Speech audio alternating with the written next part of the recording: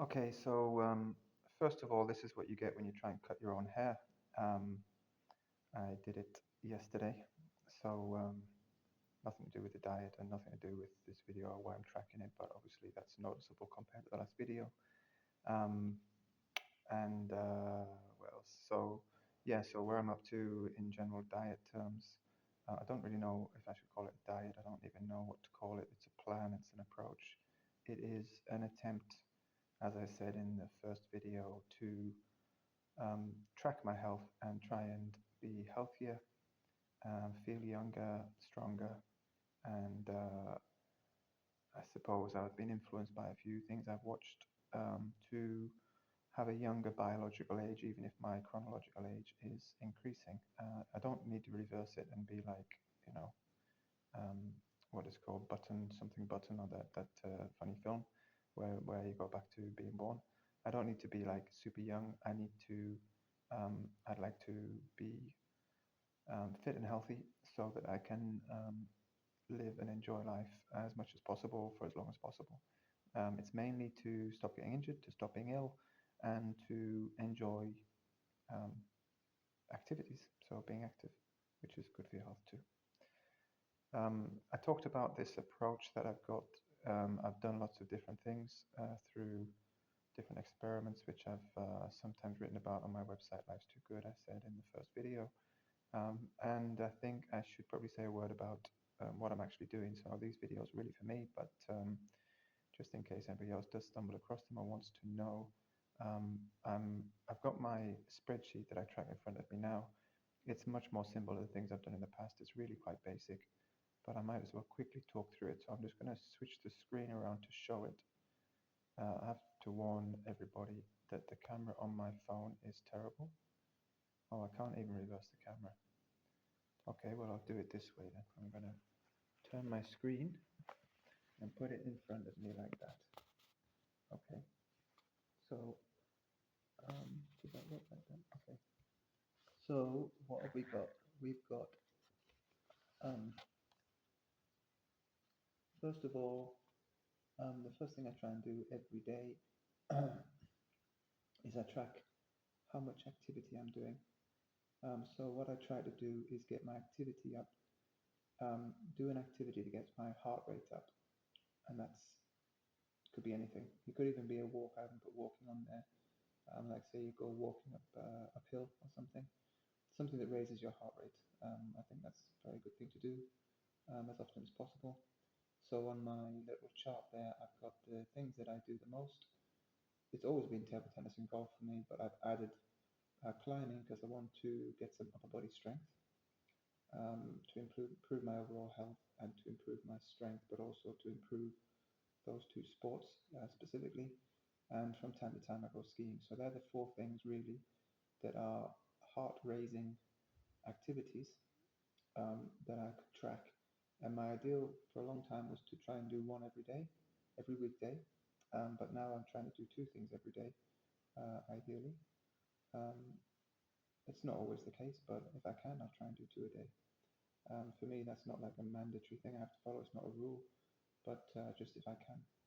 The next thing I track is how many steps I do each day. So the target is 5,000. The ideal is over 10,000. So on my little chart, if I do 5,000 steps, it's green.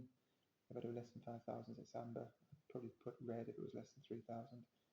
More than 10,000, I've got this kind of blue color for that's kind of optimal or exceptional for me, for my little system. Then I've got my weight, which to me isn't that important. As I said previously, what's important is the next thing I track, which is my fat percentage, which I'm going to come back to. That's actually gone down quite a lot because it's hard to reduce your fat percentage. But I think I've done quite well. I've been quite happy with what I've achieved. And it's down to 12.7%. But there's a caveat there. I'm going to come back to that. The next thing I've got is the muscle percentage, which is kind of related, obviously, to fat percentage. I've got these Withings scales, which measure fat percentage, muscle percentage, bone mass, and as a percentage, and water percent, uh, and vascular age and heart rate, and so as well as obviously weight. and I get those measurements from there. The vascular age has been a problem because it's not really budging.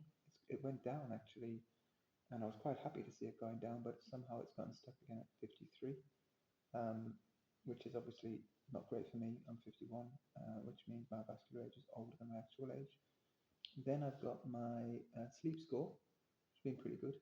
I want that to be um, over 85 or 85 or over, but ideally I want it to be 100, and I think 98 to 100 is optimum, is what I've put. Then I've got my blood pressure, which has been pretty good. For me, anything, if actually this is what Withings tells me, anything under 120 over 80 is good. And then my heart rate, and that normal is between 60 and 90. Anything under 60 is optimal. So those are the kind of stats that I track. Okay, back to me. So hopefully that was visible on the screen. I don't know, but so now to talk a little bit about it. So how has the last week been? Pretty good. I'm kind of getting into a rhythm now of doing this, following this kind of approach. Actually enjoying the fact that my food is healthy. I miss certain foods, but I eat mostly salad as a base, and then I put things on top. So I have a salad with, I don't know, avocado, maybe a little bit of chicken, maybe a little bit of fish, but very often just a salad, and take the protein from, it could be something like lentils, chickpeas, but if not, then from some meat or some fish. I eat a lot of mushrooms. I like mushrooms. I'm in France, so you get some fantastic mushrooms here, and you can just substitute. Whereas before I would have eaten chicken, I get some huge mushroom from a supermarket, and I fry that, and lightly fry that in some olive oil, and it's delicious. So yeah, there's lots of good food options, mostly whole food, but not exclusively, which is actually easier to prepare because it's quicker, and mostly raw food, but I normally add a little bit that's cooked and normally flash fried, very quick. And I try not to eat too much fat or grease or anything like that. And I've massively cut down on sugar, really, really cut down on sugar. I stopped drinking for about 21 years a while back, and then I started drinking again in moderation for a few different reasons. I could go into more details in a future video. It's not relevant right now. But I'm choosing not to drink alcohol as opposed to making myself a rule to say, okay, I've given up alcohol again. What I'm finding is with this healthy approach that I'm actually given the option, and I am given several options in France when I visit friends or when I go to a different club or whatever. It's very common to have an aperitif in France, be offered a glass of wine or something to drink, and I'm very often choosing not to drink, even if it's something nice that's offered that's free. That's quite a difference actually. So a few little points on what I found this week, some small developments. So my target was to get down to 13% body fat, which I think would be fantastic. And I thought I was doing really well, but at the same time, I'm looking at myself in the mirror, and I realized that, okay, I don't look quite how I expected to look at 13% body fat. Like I'd expect to have a flat tummy at 30% body fat, for example. But it's still a bit of a tummy. It's not like I'm not fat in any way, but there's no definition there at all. And I have got some muscle in me. Like I'm not really muscly, but I have got some. So I'd expect to see something. And what I learned from reading online is the scales that I use, the Withings scales, are actually not very accurate for body fat, muscle percentage, and bone mass, and maybe water percentage as well. The Vascular Age is very accurate. It's been tested scientifically, but apparently the way it measures, which is by biometric impedance, the way it measures fat percent, etc., is variable at best, and it can be like 4% out or something. But it doesn't matter because whatever it said before, so let's say it said I was 16% body fat, and I would actually at that time be 20%, and it's come down from 16% to 13%, that means I've come down from 20% to 17%. And so if my goal is still 13%, I could go and get it measured from some other um, kind of more reliable measure, which is not easy because medically I think it's something called DEXA or something, or some kind of scan. I don't know if an MRI scan can show these things. I'd have to find out from a doctor or something. But I could get that done once. I get tested once, use that as a baseline versus the Withings measures to see how far out I am, and continue. But even still, even with the Withings measures, I'm still seeing a trend. I'm still seeing something that is consistent but is coming down, and that's fine for me actually. So maybe on the Withings scales, what I need to actually try and get to is something like 10%, which might in reality translate into 14%. That would be okay. But for the moment, on the Withings scales, I've seen it come down from 16% or thereabouts to 13%, and even a little bit below. I've had 3 readings of 12.9, 12.7, 12.8, which is great. And I'm feeling a lot better. I feel a lot fitter. And I'm doing all kinds of different measures. But as I said, it's quite a simple set of measures that I've got. So that's one thing I've learned this week, that the readings or the stats that I'm tracking aren't as reliable as I thought. It's not a big problem. The other thing that I'm finding, as I mentioned briefly, is the vascular age really isn't shifting. I really want to get that lower, but that's nothing to panic about. So I just need to keep doing the right things, eating the right diet, moving, doing as much activity as possible. And in theory, the more I move, the more I'm active, the more I'm eating a healthy diet, the more the flexibility of my arteries should improve. But it's probably a slow process. That's understandable. If they've been stiff for some time, then it's internal in my body. It's not like developing a muscle. I'm expecting that probably will take some time, but can be improved. So yeah, I'm just going to keep on being optimistic about that and continuing, and hopefully that will improve. My blood pressure is consistently better, so that's another thing that I really like and I'm really happy about, as well as my heart rate. My heart rate's quite low, which are all good signs. So it's going pretty well.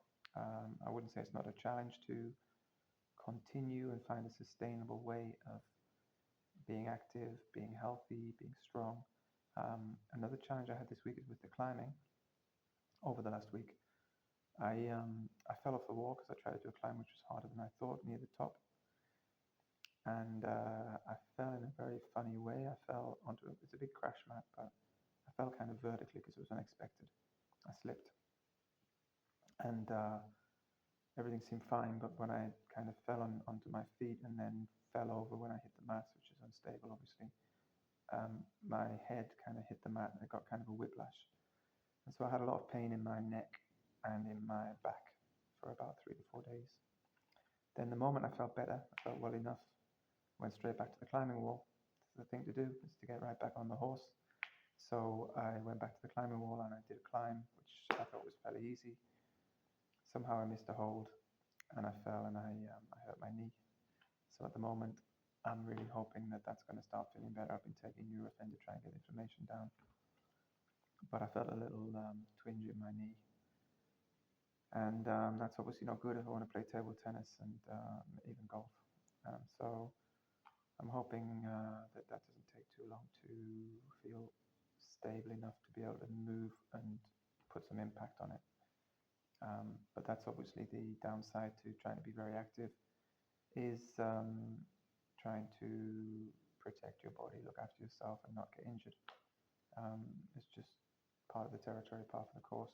And part of the reason I'm doing all of this is to try and make myself a little bit more flexible, a little bit more strong, a little bit more injury proof. It's very difficult to be injury proof. So, I just need to get as close as possible and be as careful as possible. One thing that my kids are always telling me off for is I don't warm up enough when I do things, and I need to learn to warm up better. And as far as the climbing goes, I need to learn how to fall properly. So that it becomes an instinct that if I fall even accidentally, then I do the right thing. And that is apparently something called turtle T-Rex or something. Oh, and by the way, the book that I mentioned in the first video is actually called 10% Human. Everything you need to know about the microbiome. Actually, the second part I don't know for sure, but It starts with 10% human, and then the subtitle is something about the microbiome. So you'll find it if you look up 10% human and microbiome. Then what else did I mention? Yeah, I said I'd talk a little bit about what the diet actually is. I've talked through that. So I'm going to do these videos every week, and it's mainly going to be about tracking progress, but obviously there's an overview of what I'm doing there, and I'll dip in and out of which bits I'm finding easy, which bits I'm finding hard. At the moment, it feels really good to do this. So far so good. Okay, until next week.